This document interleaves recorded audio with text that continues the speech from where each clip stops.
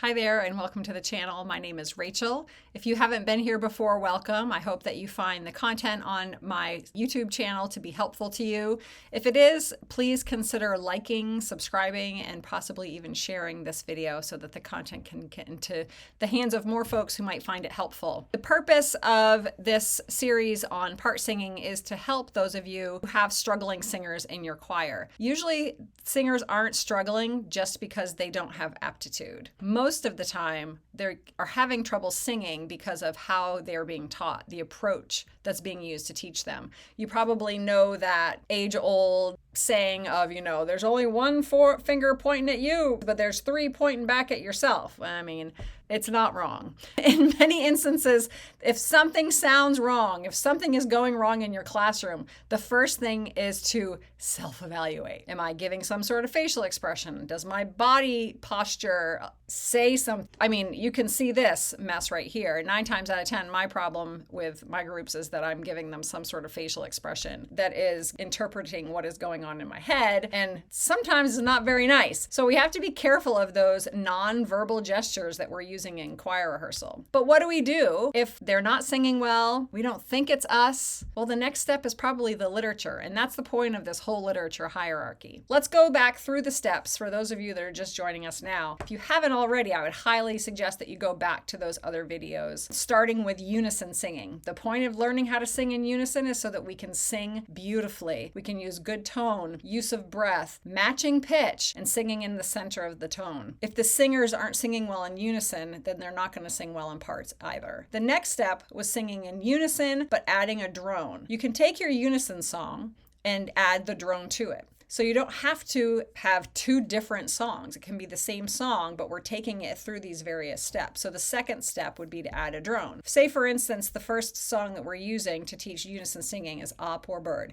Ah, poor bird, take thy flight. So on and so forth through that song. What would the drone be? The drone would be a steady pitch, something that does not deviate.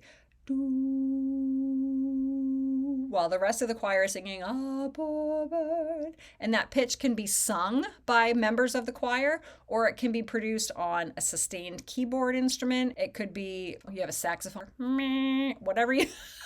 I mean, that's what saxophones sound like, right? We would have a trumpet player play it, but they wouldn't be able to fit through the door because their heads are so big. Anywho, instrumental drone, or it could be a sung drone. You could even go so far, if they're seeming to become super fancy, you could have a la and a mi.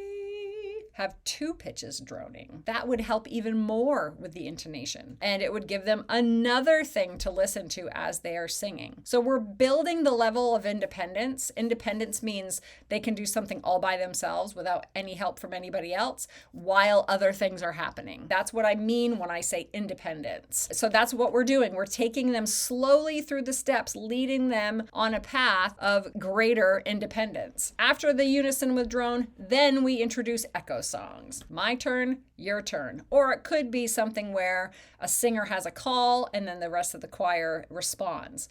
The teacher will serve first as that call or the first part of the echo. But eventually, that can be taken over by some fancy students. We want to use differentiated instruction here. If you have some students that have singing ability, that have a level of independence that is higher than other singers in the choir, this is where you want to use them. Give them a job. Make them feel responsible for something. That would be a really great opportunity to differentiate that instruction, make those kids feel special, but all the while making it pedagogically strong. Once they've worked through echo songs, which usually that doesn't take too long, you want to give them a piece of music and put it in their hands so that now they're seeing that there are different things happening in the score. And then from there, we move into the world of the ostinato. And then from there, we move into the world of the ostinato. Everybody loves an ostinato. The ostinato, unlike the drone, could be unpitched, and I would suggest that you start there.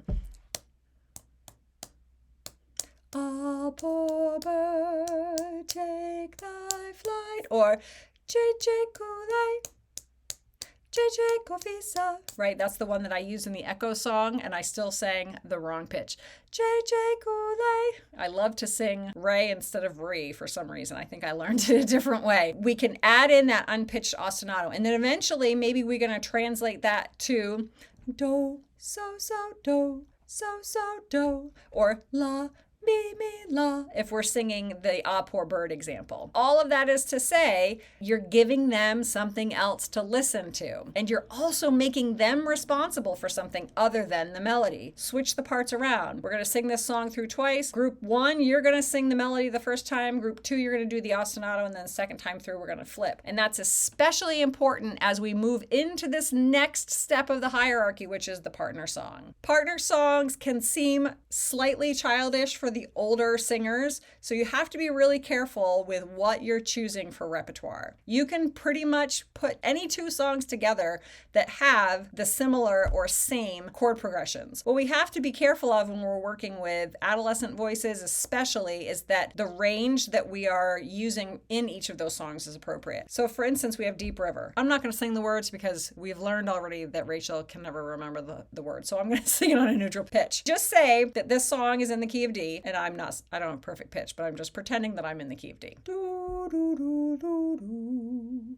Do, do, do, do, do, do, do. Depending on what key you're in, if you're in D, then that's a high D, but we also have a low A. That's a pretty extensive range. So if I'm working with fifth graders, not so great. Be careful of the range of both songs that you're pairing together. Recently, I was like, let me just whip one of these partner songs up. I am not a composer. I have occasionally fancied myself of eventually becoming a composer, but no, not my area of gifting. There are plenty of fine composers who are doing a great job without any help from me. But I wanted to try my hand at it. So I took two songs, and I'm going to put it up on the screen here so you can see the beginning of it. All I did was I took all night, all day, angels watching over me, my Lord. And I paired it with chatter with the angels' children, so on and so forth. So the partner song is you take one song and you sing it in its entirety.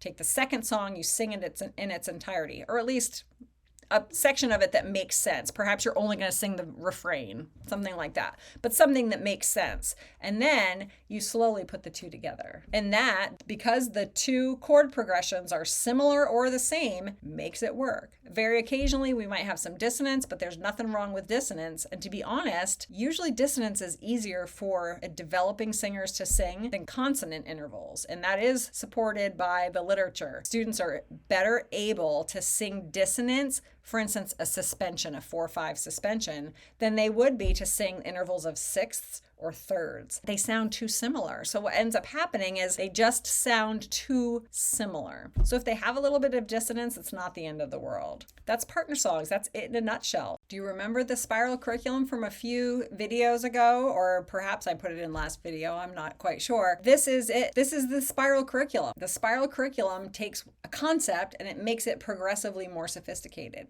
That's what this literature hierarchy is. We have the same song, and now we're just presenting it in different aspects. Eventually, you could use different songs. You don't have to use them for the same thing, but you could potentially use the unison song and then add an ostinato, and then you make some sort of a echo song out of it, and then you make a partner song out of it. Like that, you could do it that way if you wanted to. This is the spiral curriculum. All you're doing is you're continuing on this literature hierarchy, but what's really nice about the partner song as this, what is it, the fifth in this order of the literature hierarchy, is that we are attending to unison singing again. We're attending to unison singing in each presentation of the two songs that are in that partner song. I would suggest that you take that time to refresh the students' knowledge, to refresh your church choir's understanding of what is beautiful tone, what does good intonation sound like, what is my role and responsibility in making sure that I use adequate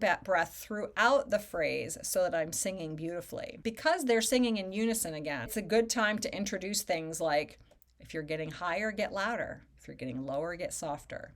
You really are increasing the independence in their singing so much that you're putting into their hands even some musical choices so that you as the conductor, the director, don't feel like you're constantly giving, and not really receiving.